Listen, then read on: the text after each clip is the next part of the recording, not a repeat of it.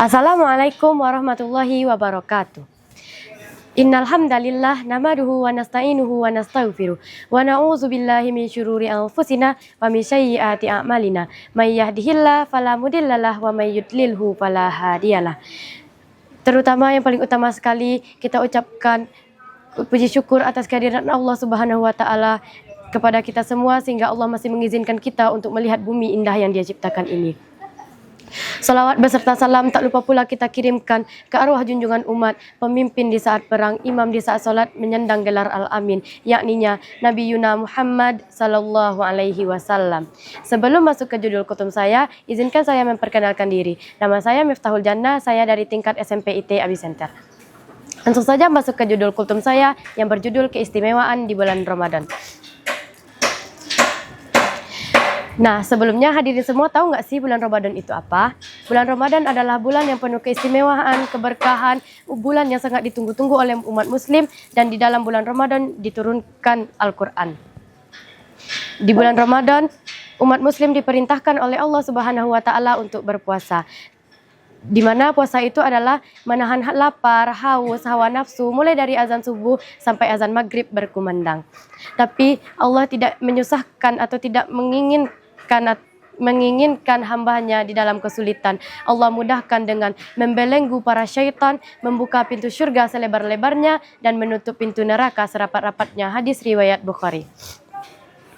Dari hadis di atas kita bisa simpulkan bahwa Allah Subhanahu wa taala tidak ingin di bulan Ramadan yang datangnya hanya sekali-sekali ini, malah hambanya jauh darinya, tidak khusyuk dalam ibadahnya. Jadi Allah mudahkan dengan membelenggu para syaitan agar umat muslim khusyuk dalam ibadah. Di bulan Ramadan tidak hanya diwajibkan berpuasa, tapi juga ada 4 ibadah yang insya Allah setiap harinya kita lakukan. Yang pertama tarawih, yang kedua iktikaf atau berdiam diri di dalam masjid, yang ketiga berzikir dan berdoa secara sungguh-sungguh kepada Allah Subhanahu wa taala, yang keempat ringan tangan untuk bersedekah, karena sesungguhnya di dalam harta kita ada sedikit atau ada hak orang lain di dalamnya. Nah, hadirin semua tahu nggak sih, di bulan Ramadan ada satu malam yang sangat spesial yang disebut dengan malam Lailatul Qadar.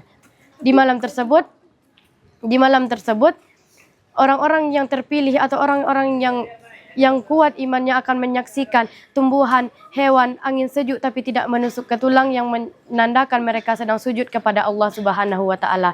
Nah, hadirin semua mau nggak sih nyaksiin malam Lailatul Qadar?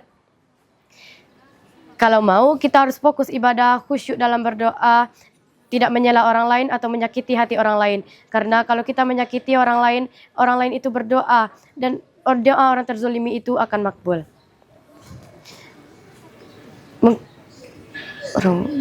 Mungkin sekian yang dapat saya sampaikan.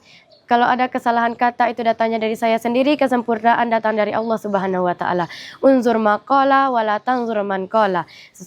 Lihatlah apa yang disampaikan, jangan lihat siapa yang menyampaikan. Saya tutup. Assalamualaikum warahmatullahi wabarakatuh.